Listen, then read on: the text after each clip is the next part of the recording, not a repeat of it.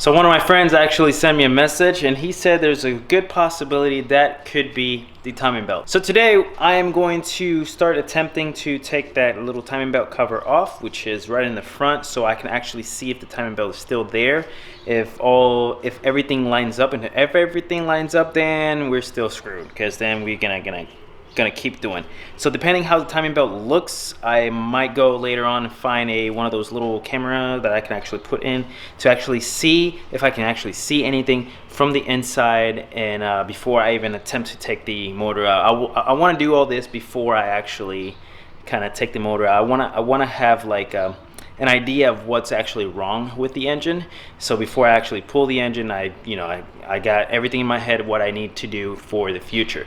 So the first thing I'm going to be doing today, and this is going to be kind of like the first time I'm going to be touching the engine apart from our last video that was the compression check, is going to be kind of like digging into the engine and see if we can actually find any source of problems or any source of what actually went wrong. According to the owner that had the GTR before I bought it, he said that he was driving on the highway and then it completely stopped running and it didn't want to turn back on, which could be like, like I said, it could be like a snap timing belt, but I don't know if he was 100% truthful. Maybe he was pushing the engine and then just blew up on him, but we don't know yet. And then we're going to start taking that apart, so let's get to it. So it actually seems pretty simple to actually take this top of the cover off. There's like a top cover and there's like a bottom cover.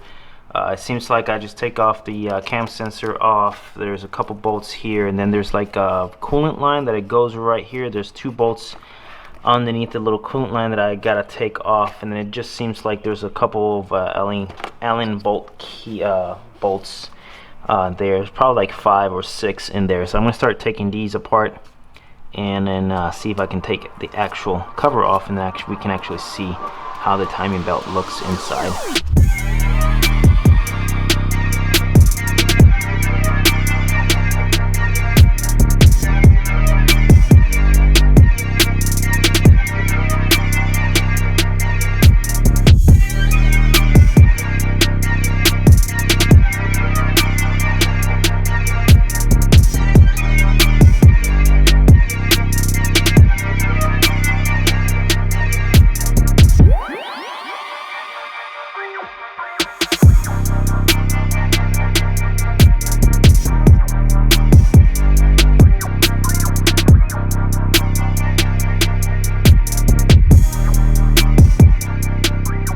Well, all that for a couple bolts and I still don't have the cover off, but I was able to kind of crack it open. I can still see the actual cable still, not the cable, the actual belt is still attached to it.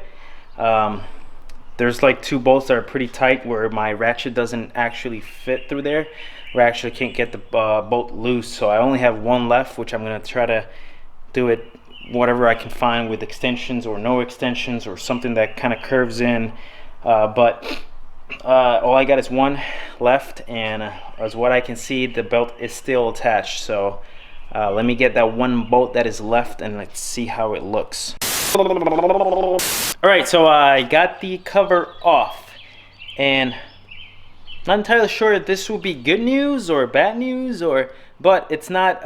Like I said, the timing belt, it is there, but I actually found that it's misaligned.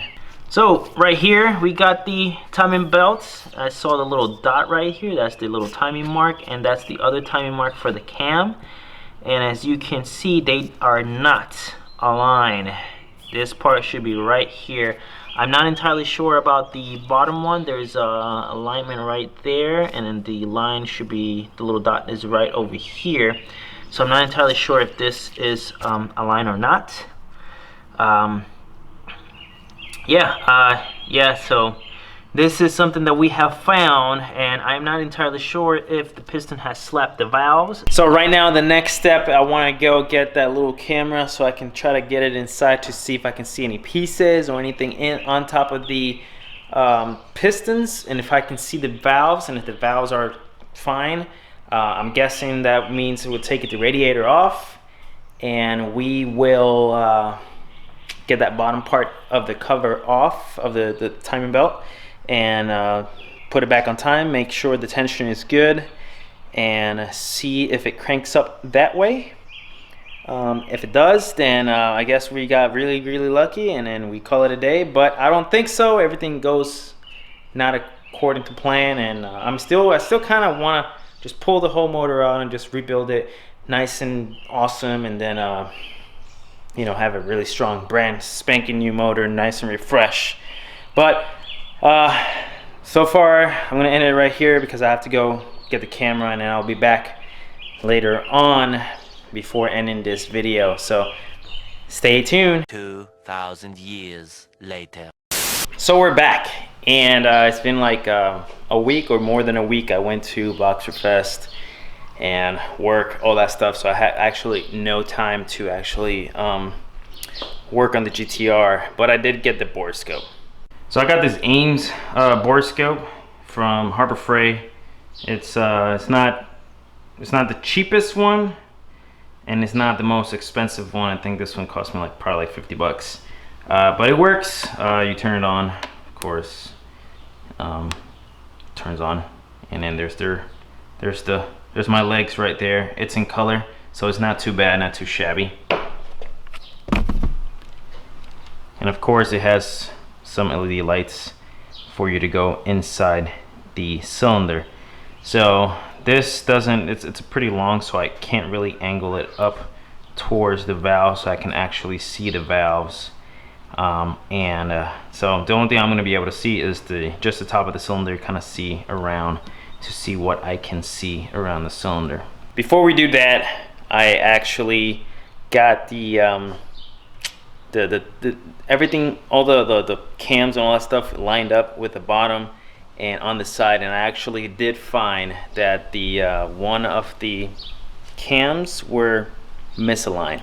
So if you see right there, that is the cam, the little timing point for this cam. I believe this is the intake side and that's the exhaust side. I think I'm not entirely sure, don't roast me on that.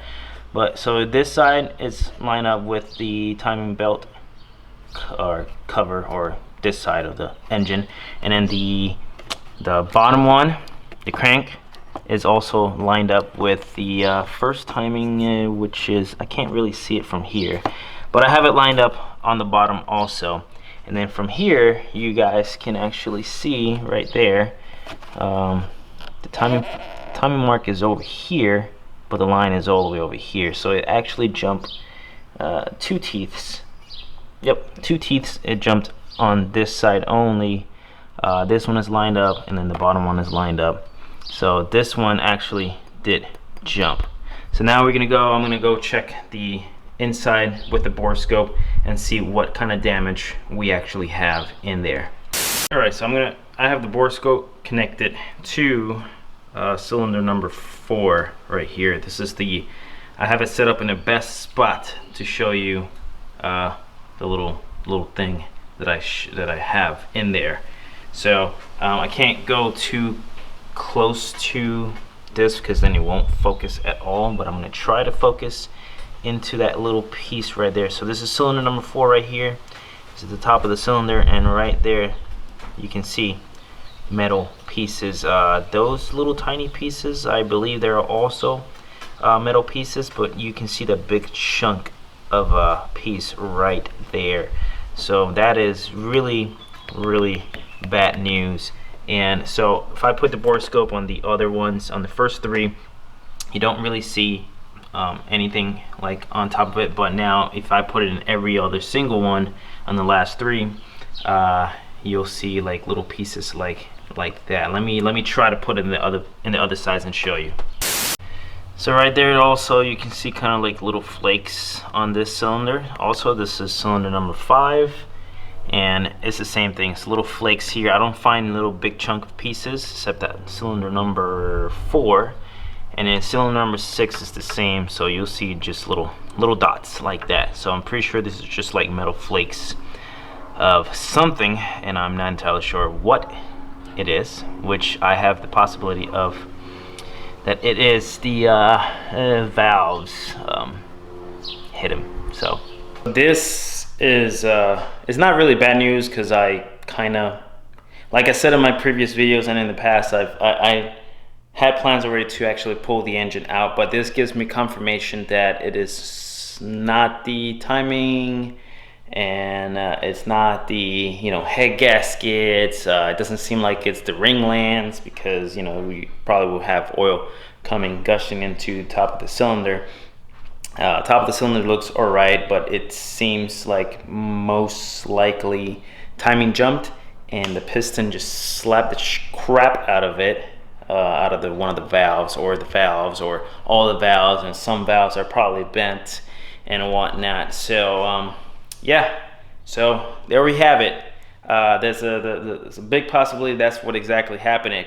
Of course, as soon as I pull this engine apart, it is possible that it's completely different or even worse, but what I'm just hoping is not correct, like the engine block is not correct, and that we can actually build this engine out, and I'm not gonna salvage anything. So I want to upgrade pretty much everything, new pistons, new valves, new cams. It all depends. I'm trying to keep it budget friendly. I know that having RB26 or R32 is not going to be budget friendly, but we're going to make it, you know, I'm not going to go all out with pistons that are rated for 1,000 horsepower, because that is not the plan here. We're not doing 1,000 horsepower in this engine, unless somehow you guys subscribe and give me tons of likes, and then somehow I make big money on YouTube, but that's not